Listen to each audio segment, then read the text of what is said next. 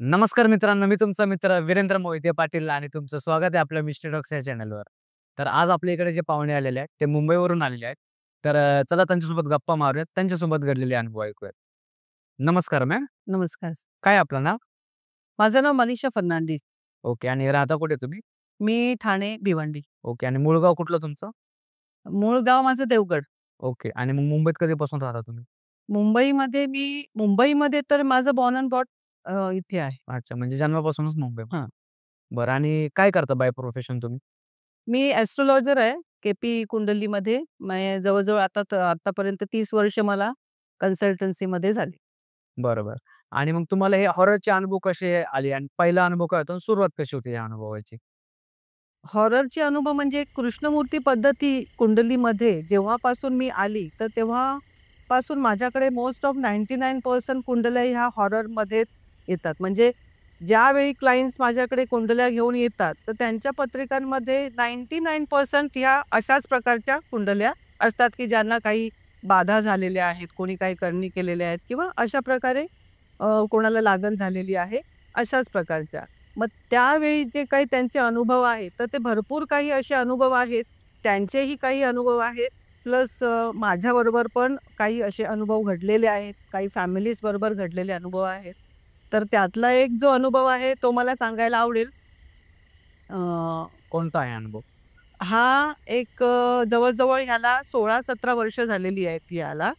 अ, मी कुंडलीच्या मार्फतच जेव्हा कन्सल्टन्सीमध्ये एक माझी मैत्रीणच आहे, तर ती माझ्याकडे ऑफिसमध्ये आली आणि तिने म्हटलं, की "मॅडम माझ्या मिस्टरांची कुंडली बघायची आहे." तर मी म्हटलं, "ओके ठीक आहे, डिटेल सगळी दे आणि त्याप्रमाणे मी 1 आठवड्यानंतर तुला सगळं करून देते."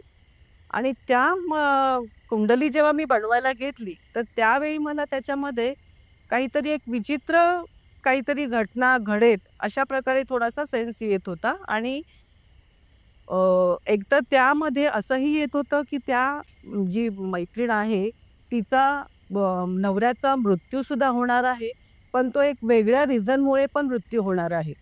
म्हणजे हे तुम्हाला डायरेक्ट व्हिज्युअलायझेशन होत होतं का? हां. आणि ते जे वेगळा सेन्स होता, मृत्यू तर ठीक आहे तिच्या कुंडलीमध्ये मला दिसत होता. पण तो कशामुळे होईल आणि त्यांच्या घरामध्ये जी काही गडबड आहे, काहीतरी विचित्र घटना घडणार आहे, तर तो सेन्स वेगळा एक येत होता, की एक म्हणतात ना, की भूतबाधा वगैरे अशा प्रकारचा तो थोडासा सेन्स येत होता मला. बरं. म्हणजे डायरेक्ट तुम्हाला त्या एनर्जीज अशा म्हणजे फील होत होतं, की आता काहीतरी होणार आहे म्हणून. हां, ह्या एनर्जीज मला दिसतात बरं. आणि त्याचे अनुभवही मी घेतलेले आहेत. बरं काय होता हा एक्झॅक्टली अनुभव? तिची कुंडली बघितल्यानंतर मला अ, पूर्णपणे डिटेल मी लिहिली. तिला त्यानंतर मी बोलवलं. बोलवल्यानंतर तिने म्हटलं, की "बघ अशा-अशा प्रकारे सगळं काही आहे, पण तुझ्या नवऱ्याला सांगायचं, की 6 महिने गाडी चालवायची नाही, बाईक चालवायची नाही, कुठल्याच प्रकारची रिस्क घ्यायची नाही." तर ती म्हणाली, की "ओके ठीक आहे." पण मी त्याच्यानंतर मी म्हटलं, की "काहीतरी तुमच्या घरामध्ये एक विचित्र घटना घडणार आहे किंवा घडत आहे. तर असं काही घडतंय का?" तर ती म्हणाली, की ती त्यावेळी मला काचकूच करत होती. सांगायला थोडंसं हे करत होती. तर मी म्हटलं, की त्यावेळी मला एवढं ती जे सांगते ते त्याच्यावर मी विश्वास ठेवला आणि त्याच्यानंतर ती कुंडली घेतली आणि ती घरी गेली. काय सांगितलं होतं पण त्यांनी तुम्हाला? कुंडली बघितल्यानंतर हां.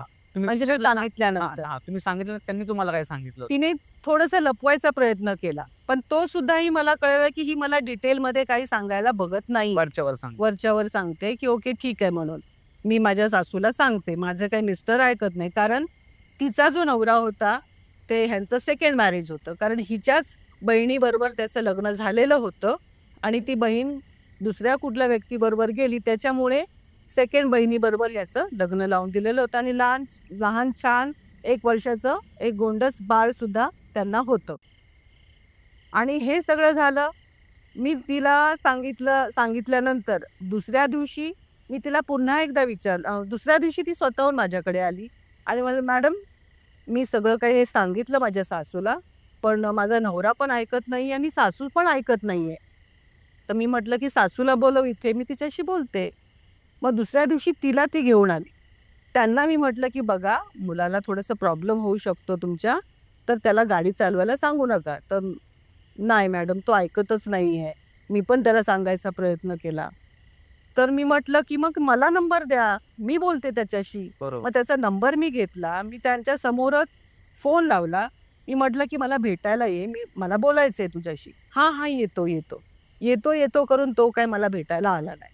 मग मी स्वतःहून त्याला फोन करून सांगितलं, की "बघ गाडी चालवू नको, थोडासा धोका होऊ शकतो." "हां, हां, ओके, ओके, ओके." असं केलं आणि एक 2 ते 3 महिन्यानंतर त्याने नवीन बाईक घेतली.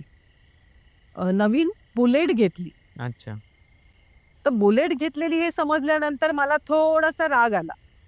कारण ती माझ्याकडे क्लासेससाठी वगैरे यायची त्यावेळी. बरोबर आणि जे नाही करायला लावलं ते त्याच्यावर एकदम अपोझिटच गोष्ट झाली नाही. हां, म्हणजे त्यावेळी मला असं वाटलं, की मी मूर्ख आहे का? हो. की मी असं सांगितलं आणि त्याच्यानंतर कारण मला सरळ-सरळ त्याचा मृत्यू तिथे दिसतोय आणि त्याच्यानंतरही त्यांनी न ऐकता बाईक बुलेट घेतली.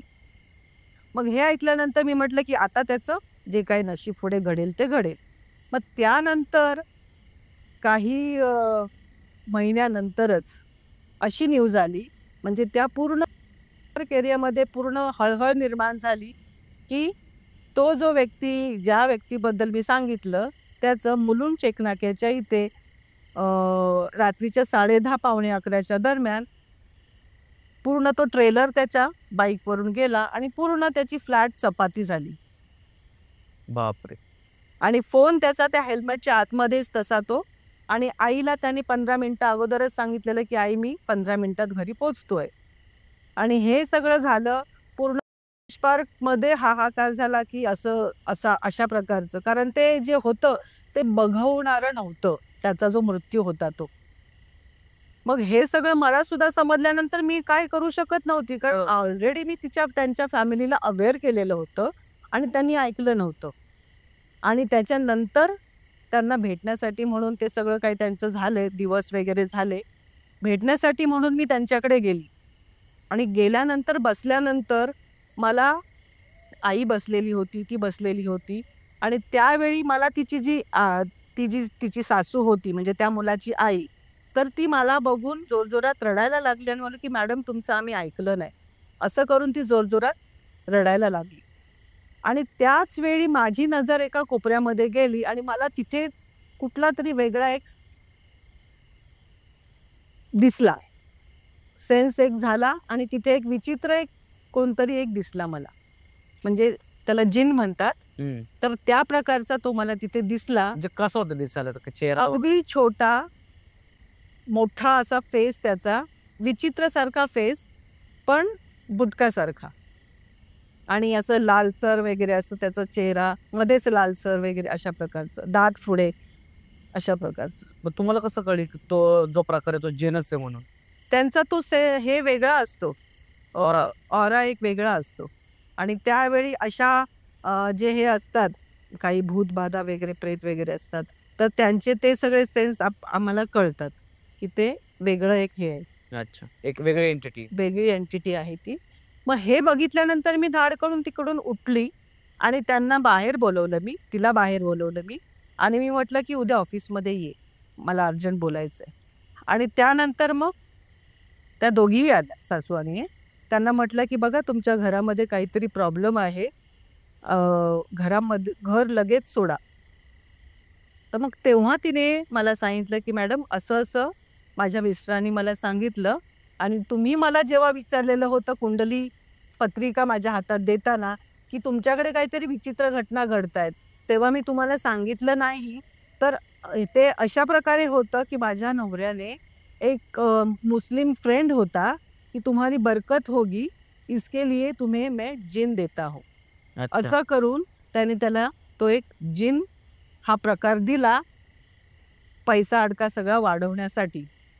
आणि तो जो जिन मला काय माझ्या नवऱ्याने सांगितलं नाही, पण जेव्हा विचित्र घटना घडायला लागल्या, माझा नवरा जर जेवत असेल, माझी सासू त्याला जेवायला वाटते आणि दरवाजावर बेल वाजली. बेल वाजल्यानंतर मी दरवाजा खोलला तर माझा नवरा बाहेर बापरे! आणि आतमध्ये बघतोय तर तो इथे जेवतोय. मग त्यावेळी आम्ही कन्फ्यूज, की हे काय? आणि अचानक बाहेरचा व्यक्ती गायब किंवा अचानक आतला व्यक्ती गायब. बापरे! रात्री झोपेत असताना सुद्धा माझ्या बाजूला झोपलेला माझा नवरा माझ्या बाजूला झोपलाय.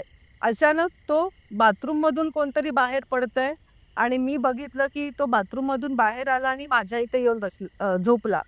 मग मी विचार करते की अरे, माझ्या अंगावर हात ठेवलेला हा कोण? बरोबर. आणि आता आलेला हा व्यक्ती कोण? मग त्यावेळी मला कन्फ्यूज होत होतं की हे काय चाललंय? माझी सासू सुद्धा गडबडली तेव्हा. मग त्यावेळी मी माझ्या सासूने त्याला विचारलं की हे सगळं काय आहे? काय आहे? कोण आहे? कसं? म्हणजे आम्हाला काही कळत नाही, हा असं डबल-डबल कोण काय दिसतंय म्हणून.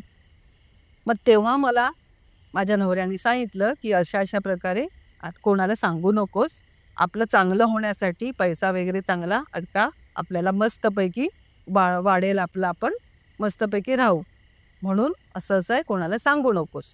म्हणून त्यावेळी मी मॅडम तुम्हाला सांगितलं नाही असं-असं. पण अशा प्रकारे हे सगळं झालं आणि काही वेळेला तर माझ्याबरोबर ती व्यक्ती झोपत सुद्धा होती. पण तेव्हा मला कळत पण नव्हतं की नेमकी माझ्याबरोबर माझा नवरा आहे किती व्यक्ती की आहे? ती व्यक्ती आहे, हे सुद्धा मला कळत नव्हतं. आणि कधी-कधी असं वाटत होतं की माझ्या अंगावरून कोणतरी असा हात फिरवतंय. ते आणि तो पण एक वेगळा अनुभव होता मला की माझ्या अंगावरून हात कोणतरी फिरवतंय, पण मला कोणी दिसत नाहीये. आजूबाजूला कोणीच आजूबाजूला कोणी नाहीये. हे सगळे प्रकार आमच्या घरामध्ये घडत होते आणि हे आम्हाला कन्फ्युजनमध्ये होते. आणि त्यानंतर हे अचानक अशा प्रकारे घटना घडून माझा नवरा ॲक्सिडेंटमध्ये मेला. पण तुमचं त्यावेळी जे होतं ते तुम्ही खरंच बरोबर सांगितलात. पण त्यावेळी आम्ही तुमचं ऐकलं नाही आणि माझा नवरा त्याच्यामध्ये एक्सपायर झाला.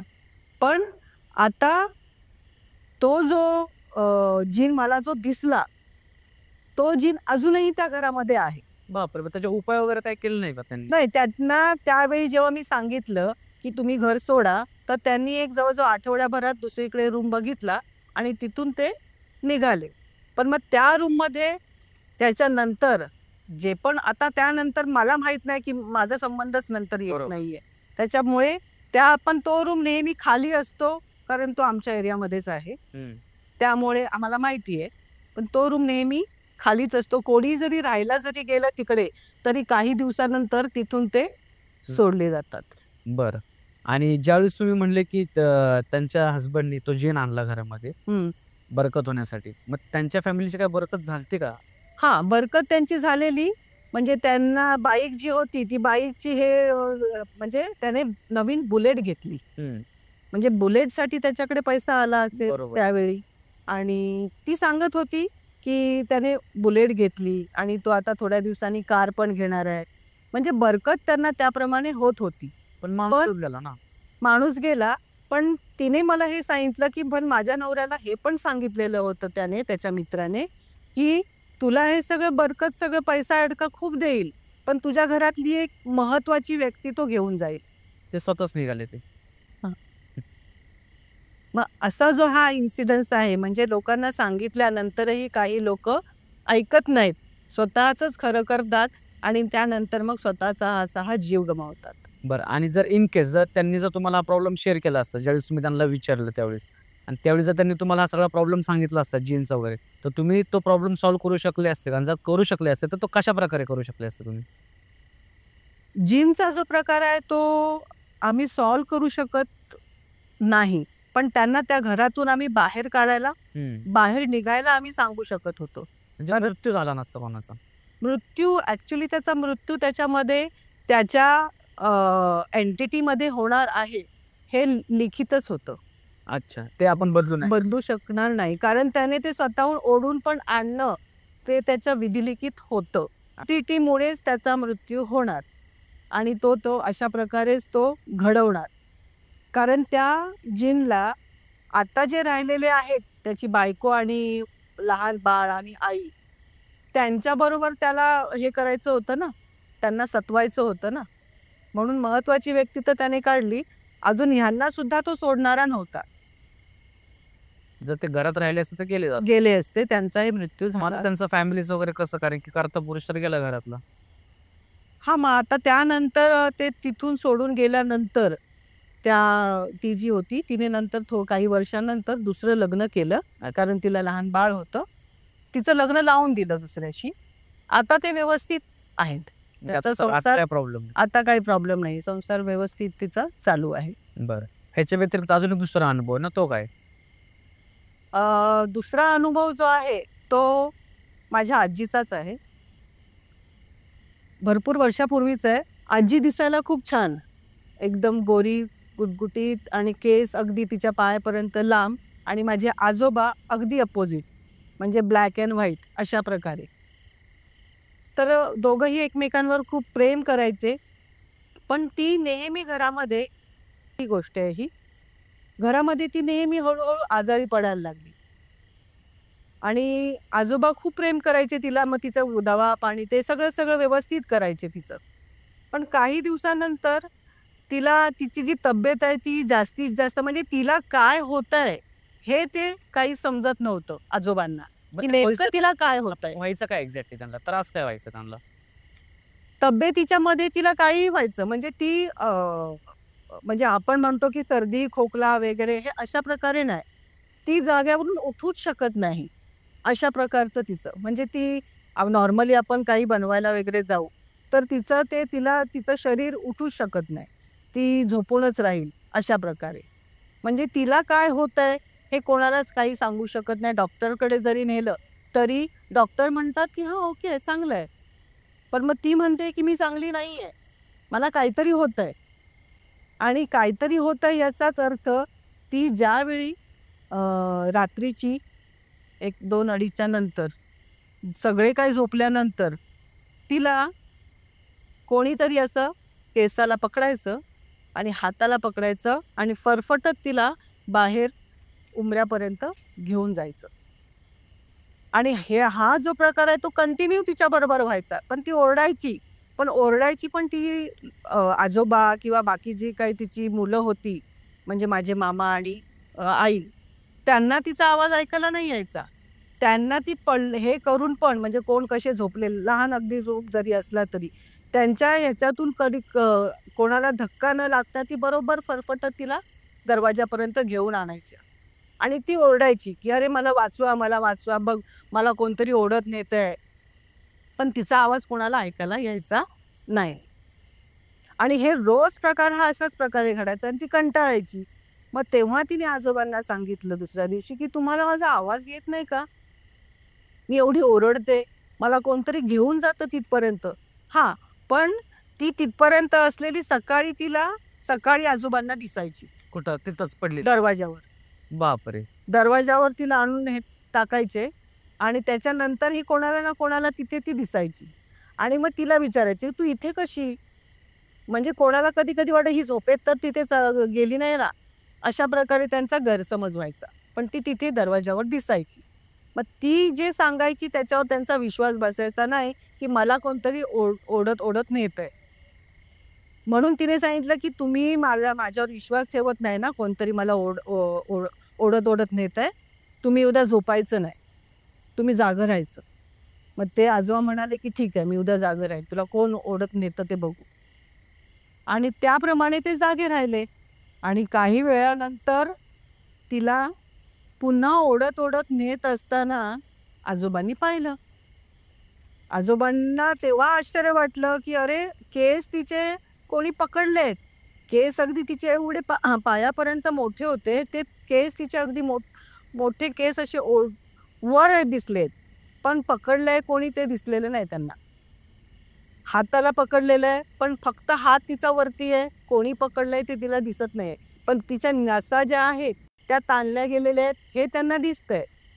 म्हणजे दाबलेले हात आहेत ते दिसतंय, पण कोणी दाबलेलं आहे ते दिसलं नाही. बरोबर. अशा प्रकारे ओढत तिला कोणतरी नेलं आणि हे धावत मग आजोबा तिला पकडायला तिथे गेले.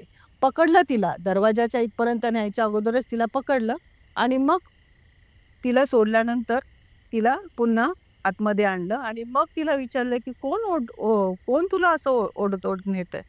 म्हणते की तुम्हाला मी हेच तर रोज सांगते, तुम्ही ऐकतच नाही माझं. मग दुसऱ्या दिवशी त्यांनी माझ्या आजीची जी बहीण आहे तिला बोलवलं, त्यांच्या मिस्टरांना बोलवलं कारण ते थोडंसं देवाचं वगैरे बघायचंय. त्यांना बोलवल्यानंतर त्यांनी सांगितलं की अशा अशा प्रकारे, तर त्यांनी काही देवाचं वगैरे काहीतरी केलं असेल आणि तिला सांगितलं की मी तिला ताडदेवला घेऊन जातो. ते ताडदेवला राहायचे. काही महिन्यांसाठी मी माझ्याकडे घेऊन जातो. अशा प्रकारे तिला तिथे घेऊन गेले, मुलांना सुद्धा घेऊन गेले, म्हणजेच माझ्या आईला आणि मामांना वगैरे. आणि तिथे गेल्यानंतर ती अगदी ठणठणीत, तिला कुठलाही रोग नाही, काय नाही, विकनेस नाही, काही नाही. जवळजवळ 6 महिने ती तिकडे राहिली. आता मुलांचे खाडे होत होते शाळाचे, म्हणून पुन्हा त्यांना पुन्हा गोवंडीला तिला. आता आजोबांना काय वाटलं की ती चांगली झाली, तिला काय प्रॉब्लेम नाही आहे. त्याच्यामुळे 6 महिन्यानंतर तिला पुन्हा आणलं गोवंडीला. आणि त्यानंतर आणलेल्या दिवसाच्या त्याच रात्री पुन्हा तो प्रकार तिच्याबरोबर घडायला लागला. आणि हा प्रकार घडत घडत तिला आता तिच्या जीवाचा कंटाळा आला की हे परत परत परत परत आलं. आणि तिला ते कळायला लागलं की जी कोण मला ओढत ओढत नेते तिला ती दिसत होती, पण जी ओढते ती मला काय ठेवणार नाहीये.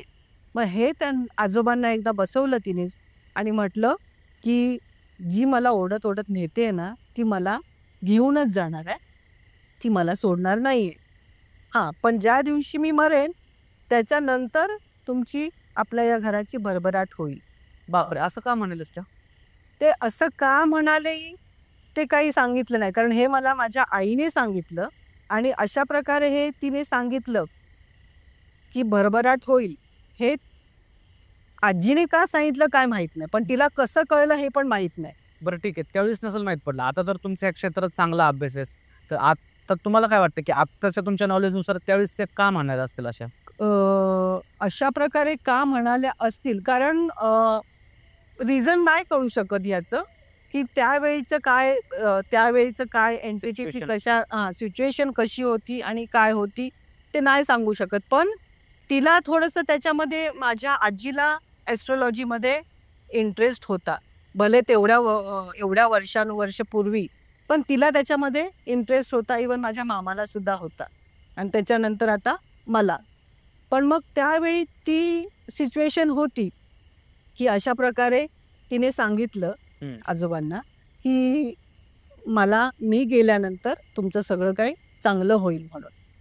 आणि काही दिवसानंतर माझी आजी गेली, एक्सपायर झाली. त्याच्यामध्येच ती गेली. अच्छा. रोग नाही, काय नाही, काही नाही तिला. आणि अशामध्येच तिला ती एंटिटी घेऊन गेली. बरं, मग त्याच्यानंतर? आणि त्यानंतर तिचं जेव्हा 11वं वगैरे 12वं जे होतं ते झाल्या त्याच दिवसामध्ये माझ्या आजोबांना कॉल आला आउट ऑफ इंडियामधून की तुम्हाला बोटीवर, ते इंजिनियर होते त्यावेळेचे सुद्धा, ते चांगले इंजिनियर होते. तर त्यांना कॉल आला की तुम्हाला बोटीवर बाहेरगावी जॉबला आम्ही अपॉइंट करतोय. आणि त्याच्यानंतर ते जे गेले, आजी तर गेली. मग ते बाहेरच्या पूर्ण इटली, जपान, चीन वगैरे सगळ्या देशांमध्ये ते बोटींवर मोठ्या फिरायला लागले आणि भरपूर पैसा कमवला. भरपूर म्हणजे भरपूर. म्हणजे त्या एरियामध्ये ॲज अ रिच पर्सन म्हणून बोलायचं तर आजोबा रिच पर्सन झाले. अच्छा. त्यावेळी. आणि ती जी एंटिटी कळली का, ती जी तुम्हाला आजींना जी घेऊन जायची, ती कोण होती एंटिटी? हां, ती एंटिटी नंतर कळली, कारण आजोबांनी नंतर पाहिलं. आजोबा जे करायचे देवाचं वगैरे, तर तेव्हा त्यांना कळलं की हे जे आहे ती त्यांचे जे पूर्वज होते, ते जे पूर्वज त्यांची गलबतं वगैरे होती, त्यावेळीचे ते श्रीमंत होते. आणि त्यावेळी त्यांच्या हातून कुठल्या तरी व्यक्तीचा त्यांच्या हातून खून वगैरे काही झाला असेल, म्हणजे खून झाला असेल किंवा कोणाला मारलं असेल, काय झालं असेल, मृत्यू झाला असेल. मग त्यावेळी त्यांची जी घरची फॅमिली होती त्या फॅमिलीने आता त्यावेळी हे देवदेवस्की वगैरे जे काही करतात, तर त्यांनी असं म्हणतात की आजोबांना कळलं गेलं की त्यांनी त्यावेळी देवदेवस्की केली आणि ह्यांची फॅमिली वाढवू नये, ह्यांचा वंश वाढू नये म्हणून त्यांनी ती देवदेवस्की करून अशा प्रकारे ती घटना घडवली. आणि त्याप्रमाणे ह्यांचा जो वंश आहे तो पुढे वाढला गेला नाही. पण मग ते जे मग ते त्यांच्या मुलावर, म्हणजे तुमच्या मामांवर यायला होतं ना, मग ते तुमच्या आईवर कसं आलं जर वंशासाठी केलं असेल तर? मग मामावर आलं ना. मामावर काय आलं मग? मामा आता त्यावेळी जेव्हा आजी एक्सपायर झाली तेव्हा लहान-लहान होते. पण काही वर्षानंतर जेव्हा मामा मोठा झाला, तो हिंडाल्कोमध्ये तो सुद्धा इंजिनिअर झाला, तो सुद्धा चांगला जॉबला लागला आणि काही अ, वर्षानंतर त्याला सुद्धा रात्री झोपल्यानंतर हळू त्याची सेम सिच्युएशन माझ्या आजीसारखी झाली. अच्छा. काय झालं, काय नाही झालं हे त्याला काय कुठला रोग वगैरे काही नाही. हळू वीकनेस यायला लागला. चेक केलं डॉक्टरकडे तर काहीच नाहीये. पण रात्रीचा जेव्हा तो झोपायचा, तर तो टेबल फॅन त्याच्या बेडच्या इथे असायचा आणि तिथे तो जो असा बोट दाखवायचा. ती आली मला घेऊन जाते बघ, मला घेऊन जाते बघ. आणि लाल बल्ब लावलेला असायचा साईडला. तर त्या बल्बच्या इथे तो हात करायचा आणि म्हणायचा, की "ती बघ ती आली, मला घेऊन जायला आली आहे. ती मला घेऊन जाणार" म्हणून. आणि मामासुद्धा काही दिवसानंतर एक्सपायर झाला. बापरे! मग त्याच्यावर काही तोडगा निघालाच नाही का त्या एंटिटीच्या विरोधात किंवा त्याला काही कमी करण्यासाठी त्याची पॉवर वगैरे? अं, तुमची आजी गेल्यानंतर? तोडगा वगैरे असं काही नाही, पण पूजा वगैरे त्याच्यानंतर तिथे केली गेली. पण पूर्वजांचं जे काही असेल, तर ते अ, नंतर मग मामा तर कुठलेच दुसरा मामासुद्धा एक्सपायर झाला. बापरे! दोन्ही? दोन्ही मामा एक्सपायर झाले. दोघांचीही लग्न नाही झाली. म्हणजे त्यांचा वंशच वाढला गेला नाही. हां, पण मुलींना त्यांच्या काही झालं नाही. म्हणजे माझ्या आईला आणि मावशीला त्यांचं फॅमिली चांगली, कारण ते दुसऱ्या कुळामध्ये गेले. बरोबर, हो. त्यामुळे त्यांची फॅमिली चांगली ग्रोथ झाली. म्हणजे त्यांना जे करायचं होतं त्यांनी ते शेवटी केलंच. हां, म्हणजे त्यांनी जे काही देवदेवस्की करून वंश वाढू नये म्हणून जे केलेलं ते त्यांचं सफल झालं. झालं. बरं, मग आता तुमच्या आईला किंवा तुमच्या मावशीला काही प्रॉब्लेम वगैरे आहे का कुठल्या गोष्टींचा? या एंटिटीजचा? नाही, एंटिटीचा काहीच प्रॉब्लेम नाहीये. बरं, तर हे होते तुमचे अनुभव.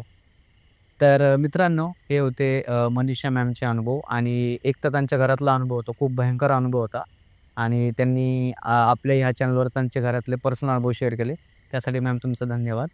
आणि जर तुम्हाला जर मॅमसारखंही आपल्या पॉडकास्टवर यायचं असेल, तर Google फॉर्मची लिंक दिलेली आहे. नक्की ते फिलअप करा आणि आमच्यासोबत तुम्ही कनेक्ट होऊ शकता. आणि मॅमच्या अनुभवातून तुम्हाला काय काय शिकायला भेटलं, नक्की आम्हाला कमेंट करून सांगा. तर चला आता आज आपण इकडंच थांबूयात. धन्यवाद. जय हिंद, जय महाराष्ट्र.